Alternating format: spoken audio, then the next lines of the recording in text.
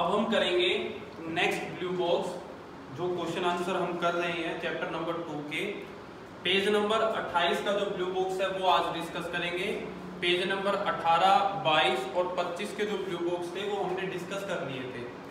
पहला क्वेश्चन है page number 28 पे, अगर आपको दो सॉल्यूशन दे दें, एक ए और एक B, pH value A solution की 6 है और पीएच वैल्यू सॉल्यूशन बी की 8 है, तो आपको पहला क्वेश्चन तो ये बताना है कि किसके पास H+ आयन ज्यादा होंगे। आपको पता है H+ आयन तो एसिड के पास होते हैं, और इन दोनों में से एसिड कौन है जिसका पीएच की वैल्यू 7 से कम है, तो किसकी कम है? फर्स्ट सॉल्यूशन की। तो पहले का तो आंसर क्या होगा? Solution A will have question first और उसका फर्स्ट पार्ट, इसमें आप लिखोगे सॉल्यूशन ए जिसकी पीएच वैल्यू कितनी है 6 will have more H+ ion. ठीक है, उसी के बाद ज्यादा होंगे। सेकंड क्वेश्चन, कौन सा सॉल्यूशन इसमें एसिड है और कौन सा बेसिक है, ये तो आपको पता लग ही गया है। जिसका pH 6 है वो एसिड है, जिसका pH 8 है वो बेसिक है। तो आपने सिंपल लिख दिया solution A is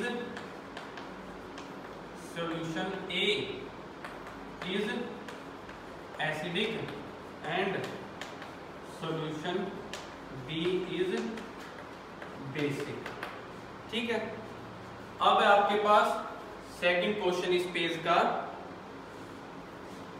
what effect does the concentration of H+ ions have on the nature of the solution. किसी सॉल्यूशन के नेचर पे H+ आयन की कंसंट्रेशन कैसा प्रभाव डालती है। आपको पता है अगर ये कंसंट्रेशन ज्यादा होगी, अगर सॉल्यूशन में H+ आयन ज्यादा होगा तो सॉल्यूशन का नेचर एसिडिक होगा, और अगर कम होगा तो एसिडिक क्या होगा? नेचर कम हो जाएगा। तो सिंपल आंसर है higher the concentration of H+ ion in solution more acidic is the solution. क्या लिखोगे? Higher the concentration of H+ ions in a solution more acidic is the solution। solution भी क्या हो जाएगा?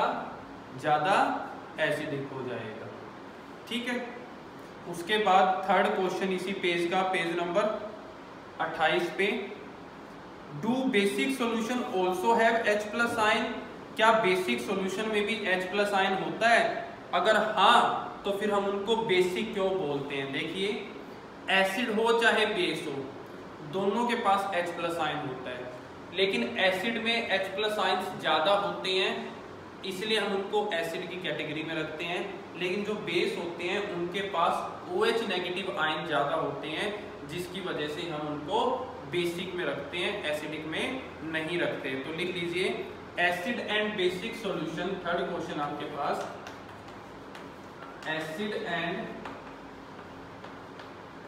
Basic solution both have H+ ions. दोनोदोनों के पास क्या होते हैं, H+ आयंस होते हैं, but in acid H+ ion concentration is more than OH ion, while in bases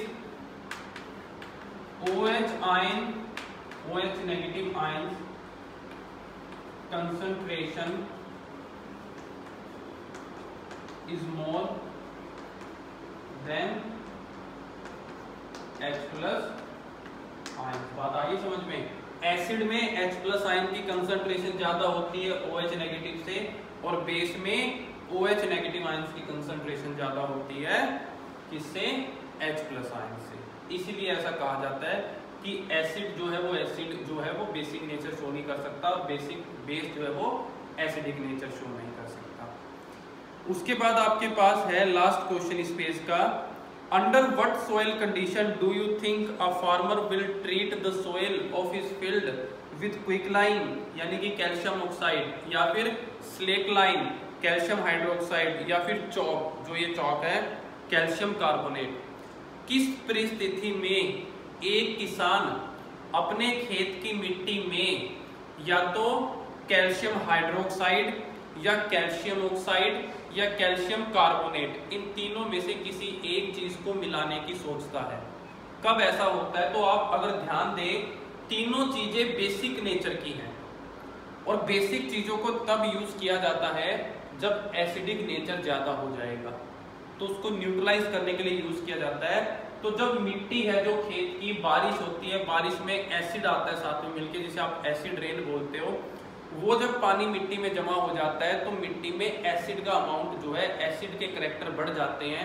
उसी एसिड के करैक्टर को कम करने के लिए, न्यूट्रल करने के लिए फिर किसान क्या करता है, इनमें इन तीन जो चीजों का हमने डिस्कस किया उनमें से किसी एक को मिला देता है, जिससे उसका बेसिक नेचर क्या हो जाता है, वो एसिडिक नेचर क्या हो जाता है, कम हो जाता है। तो लिखेंगे when soil receives, fourth question है ये आपके पास, when soil receives acid rain, जब उसके पास क्या आएगा, एसिड रेन आएगा, या फिर वो एसिडिक बन जाएगी, और इट बिकम एसिडिक, और इट बिकम एसिडिक। तो एसिड करैक्टर क्या हो जाएगा, ज्यादा हो जाएगा। Then farmer would treat the soil, then farmer would treat the soil with या तो कैल्शियम ऑक्साइड, या फिर कैल्शियम हाइड्रोक्साइड, या फिर कैल्शियम कार्बोनेट, तीनों में से किसी एक के साथ क्या करने के लिए, उस एसिड के इफेक्ट को खत्म करने के लिए, to neutralise the effect of acid, acid के इफेक्ट को न्यूट्रलाइज करने के लिए। ये है पेज नंबर 28। नेक्स्ट आप चलोगे तो नेक्स्ट पेज है हमारे पास 33 पेज, एनसीईआरटी का page number 33, last blue box होगा आपके पास यहाँ पे। पहला क्वेश्चन मैं रीड करता हूं, what is the common name of compound CaOCl2, calcium oxychloride आपको दे रखा है और आपको उसका कॉमन नेम पूछा गया है। तो इजी क्वेश्चन है, आपको थ्योरी आपने पढ़ी होगी अब तक वीडियोस में, तो क्लियर हो गया होगा। कॉमन नेम है ब्लीचिंग पाउडर, पहले का आंसर है ब्लीचिंग पाउडर। दूसरा question, name the substance which on treatment with chlorine yield bleaching powder, कौन सा सब्सटेंस है जिसको जब क्लोरीन के साथ मिलाया जाता है तो वो ब्लीचिंग पाउडर बना देता है। तो ब्लीचिंग पाउडर बनाने के लिए किसको यूज करते हैं हम, कैल्शियम हाइड्रोक्साइड को। तो दूसरे का आंसर है आपके पास, क्वेश्चन दूसरा जो होगा उसका आंसर होगा कैल्शियम हाइड्रोक्साइड।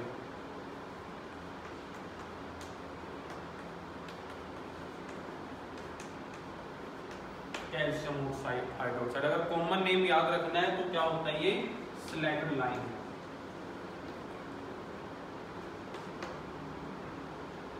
थर्ड क्वेश्चन देखिए, name the sodium compound which is used for softening hard water, खारे पानी को ठीक करने के लिए यानी कि हार्ड वाटर को सॉफ्ट बनाने के लिए कौन सा सोडियम कंपाउंड यूज किया जाता है, तो आपको पता है वो क्या था, सोडियम कार्बोनेट। तीसरे क्वेश्चन का आंसर है सोडियम कार्बोनेट। फॉर्मूला भी याद रख लो, अगर कोई पूछ ले तो ये है सोडियम कार्बोनेट का फॉर्मूला। लास्ट क्वेश्चन देखिए, सॉरी लास्ट नहीं है, सेकंड लास्ट क्वेश्चन है आपके पास अभी ये, इसके बाद एक क्वेश्चन और भी है। क्या होगा अगर सॉल्यूशन सोडियम हाइड्रोक्साइड का सोडियम हाइड्रोजन कार्बोनेट के सॉल्यूशन को गर्म कर दें, तो देखिए क्या होगा, गरम कैसे करेंगे, आपने गरम किया किसके सॉल्यूशन को, सोडियम हाइड्रोजन कार्बोनेट के सॉल्यूशन को। तो जब आप गरम करोगे तो उस रिएक्शन पे क्या असर पड़ने वाला है, आपको सिर्फ रिएक्शन लिखनी है। तो देखिए reaction is question number 4, reaction आपके पास ये है सोडियम हाइड्रोजन कार्बोनेट, जो आपके पास एक्वस सॉल्यूशन में था, आपने इसको कर दिया गरम। हीट के निशान को हम ट्रायंगल से भी शो कर देते हैं। तो ये बनेगा सोडियम कार्बोनेट Na2CO3 जो एक्वस फॉर्म में है, साथ में वाटर निकल जाएगा इसमें से, और एक चीज और निकलेगी, वो है आपकी कार्बन डाइऑक्साइड गैस। ये रिएक्शन होगी इसकी। लास्ट एक इक्वेशन लिखिए जो ये शो करती हो कि कैसे प्लास्टर ऑफ पेरिस रिएक्ट करता है वाटर के साथ। प्लास्टर ऑफ पेरिस यानी कि पीओपी, उसकी रिएक्शन पानी के साथ करा दें तो क्या मिलेगा। तो देख लीजिए क्या फॉर्मूला है, क्वेश्चन नंबर है 5। पीओपी का फॉर्मूला कैल्शियम सल्फेट हेमीहाइड्रेट। इसकी रिएक्शन आपको करानी है, सॉलिड फॉर्म में है ये, वाटर के साथ। तो आपको याद रहे कि उतना ही वाटर जोड़ना है जितना वाटर जिप्सम में से इसको बनाते टाइम अलग होता है, 3/2 मॉलिक्यूल। तो उसके बाद ये आपके पास क्या आ जाएगा, कैल्शियम सल्फेट डॉट 2H2O। ये बना आपके पास जो है जिप्सम। लेकिन आप कहोगे कि ये हाफ और ये 3/2 तो हम ले नहीं सकते, तो इसलिए हम क्या कर सकते हैं, इसको बैलेंस करने के लिए ये देखिए यहां पर क्या है, एक तरीके से 3/2, तो 2 से मल्टीप्लाई कर देते हैं सबको। तो 2 से अगर आप मल्टीप्लाई कर देते हो तो ये आपके पास बन जाएगा, हाँ ये बनेगा आपके पास, देखिए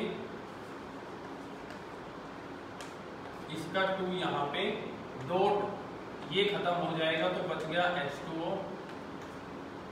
यहाँ से 2 की मल्टीप्लाई से ये 2 कैंसिल आउट, तो ये बचेगा 3H2O। और वहां पर जो आएगा आपने सिंपल मल्टीप्लाई की, तो हम आगे मल्टीप्लाई कर देंगे 2CaSO4 डॉट 2H2। ये हमने बैलेंस कर दिया है इसको, ठीक है। अब आता है हमारे पास ब्लू बॉक्सेस ओवर हो चुके हैं, और ब्लू बॉक्स ओवर है तो हम चल रहे हैं बैक एक्सरसाइज की तरफ। बैक एक्सरसाइज का हम पहला क्वेश्चन जो MCQs हैं उनको स्टार्ट करेंगे।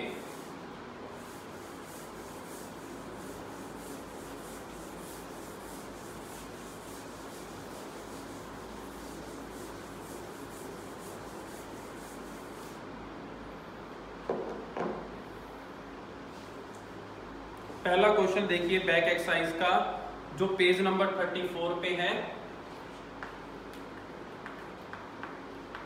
Back exercise question first question है हमारे पास, एक सॉल्यूशन दे रखा है आपको जो रेड को ब्लू में कर देता है। तो आपको पता होना चाहिए जो रेड को ब्लू में करता है तो उसका मीनिंग क्या है, वो बेसिक सॉल्यूशन है। फिर उन्होंने कहा कि ये बताइए, नीचे 4 ऑप्शन है 1, 4, 5, 10, कौन सा पीएच होगा उसका। चारों में से बेसिक नेचर एक ही है 10 वाले का, तो पीएच क्या होगा, 10 होगा। तो फर्स्ट के आंसर में लिखिए, वैसे तो ऑप्शन तो आ रहा है डी, ऑप्शन का तो आंसर क्या है डी, लेकिन फिर भी लिख लीजिए कि जो रेड को ब्लू में कर रहे हैं means it is basic solution. तो वो क्या है, बेसिक सॉल्यूशन है, तो उसका पीएच क्या होगा, सो पीएच इज 10, तो उसका पीएच क्या है यहाँ पर 10 है। Second question, a solution react with crushed eggshell to give a gas that turn lime water milky, the solution contain। देखो 2 चीजें आपको इस सॉल्यूशन से समझनी है, क्वेश्चन से समझनी है, सॉरी। एग शेल जो होती है, अंडे के ऊपर की जो शेल होती है वो कैल्शियम कार्बोनेट की बनी होती है। ये बात अपने माइंड में फिक्स कर लीजिए, बार बार नहीं बताई जाएगी। दूसरी चीज, लाइम वाटर मिल्की तब होता है जब उसके अंदर कार्बन डाइऑक्साइड गैस मिलाई जाती है। ये बातें आपको ऑलरेडी जीके की तरह याद होनी चाहिए, आपको क्वेश्चन देख के पता नहीं लगाना। तो इन्होंने कहा कि एक सॉल्यूशन जो एग शेल के ऊपर का जो क्रस्ट पार्ट है यानी कि कैल्शियम कार्बोनेट के साथ जब रिएक्ट करेगा तो एक ऐसी गैस देगा यानी कि CO2 देगा जो लाइम वाटर को मिल्की कर देगी। आपको ये बताना है कि सॉल्यूशन में क्या है। 4 ऑप्शन है, sodium chloride, lithium chloride, hydrogen chloride और पोटेशियम क्लोराइड। तो पहले तो आप वो लिखिए, आंसर जो है इसका वो बी होगा, लेकिन पहले आप लिखिए एगशेल कंटेन्स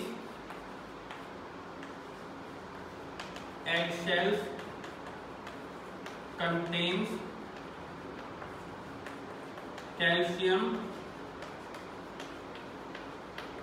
कार्बोनेट। क्या होता है? कैल्शियम कार्बोनेट होता है जो which react with HCl to give, क्या क्या देता है वो? To give CO2 gas which turn lime water, क्या कर देती है लाइम वाटर को इनटू मिल्की, जो लाइम वाटर को क्या करती है मिल्की नेचर में कन्वर्ट कर देती है। और अगर रिएक्शन भी लिखनी है तो ये लिख लीजिए, ये आपके पास एगशेल रिएक्शन हुई 2HCl के साथ और यहाँ CO2 तो अलग निकलेगा ही निकलेगा और जो बच जाएगा वो है CaCl2 और साथ में वाटर अलग होगा।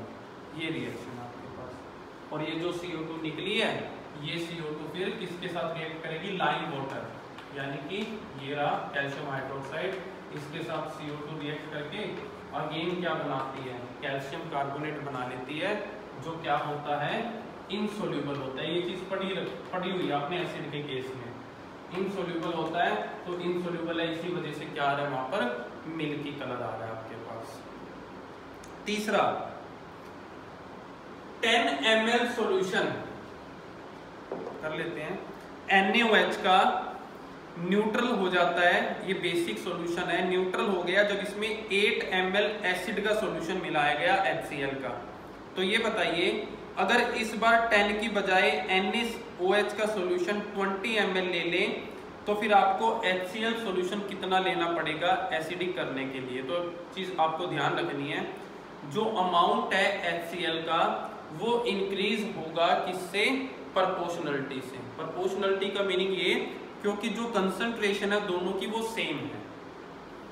NaOH में और HCl को जब मिक्स करेंगे तो दोनों की प्रोपोर्शनलिटी है कि उसका 10 ml है तो इसका 8 ml है, प्रोपोर्शनलिटी है। तो आप अमाउंट अगर ज्यादा कम भी करोगे तो आपको प्रोपोर्शनलिटी तो मेंटेन रखनी पड़ेगी। इसीलिए अगर आपने 10 का 20 किया है तो 8 का 16 हो जाएगा, नहीं तो रेशो बिगड़ जाएगी आपकी। तो लिखिए amount of HCl required, third question आपका, और जो आंसर है वो डी है। पहले ही बता देते हैं हम, इसका आंसर जो है वो डी रहेगा। अब लिखिए amount of HCl required will increases proportionality, proportional से या फिर प्रोपोर्शन से ही वो इंक्रीज होगा, या प्रोपोर्शनलिटी इटली लिख लीजिए, ठीक है। क्यों? क्योंकि कंसंट्रेशन एसिड और बेस की दोनों सॉल्यूशन की सेम रहती है, because concentration of acid and base solution remains same, दोनों की क्या रहेगी? सेम रहेगी। So amount of HCl is, so amount of HCl is 16 ml। देखो पहले 10 ml न्यूट्रल हो रहा था 8 ml से, तो आपने इनकी रेशो ले ली 10/8, रेशो क्या आ रही है 5/4। इसी रेशो में रहना चाहिए दूसरा केस भी। आपने जब इसको 20 किया तो ये नहीं पता आपको कितना था, बेस नहीं पता अब 8 का कितना करना है, लेकिन ये याद था कि रेशो अभी भी कितनी रहनी चाहिए 4, 5/4।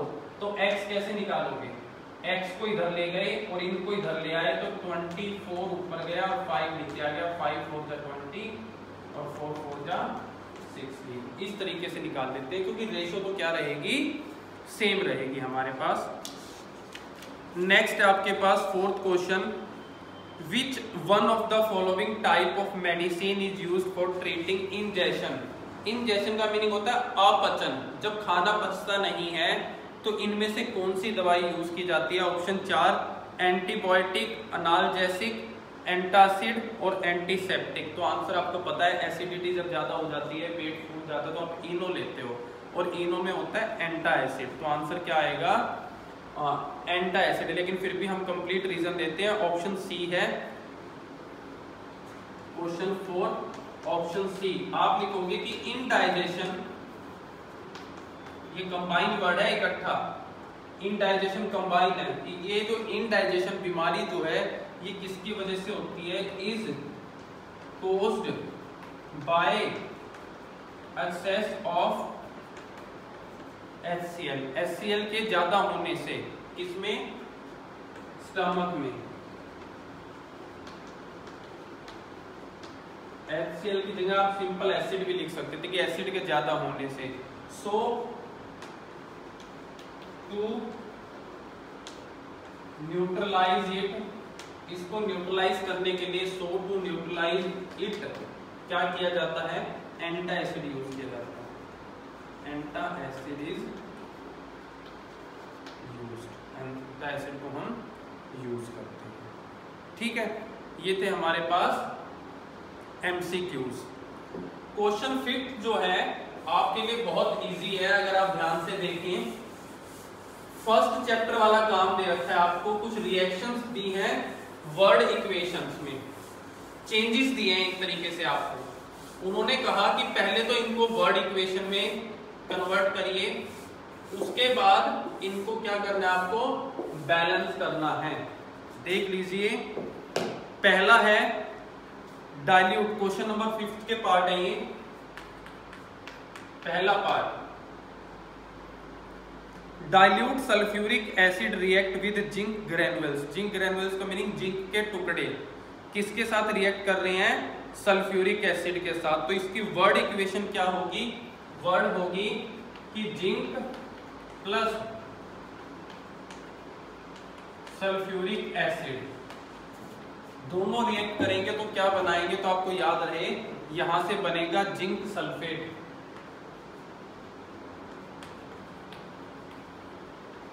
और साथ में क्या निकलेगी, एसिड की रिएक्शन मेटल के साथ है तो हाइड्रोजन गैस निकल जाएगी।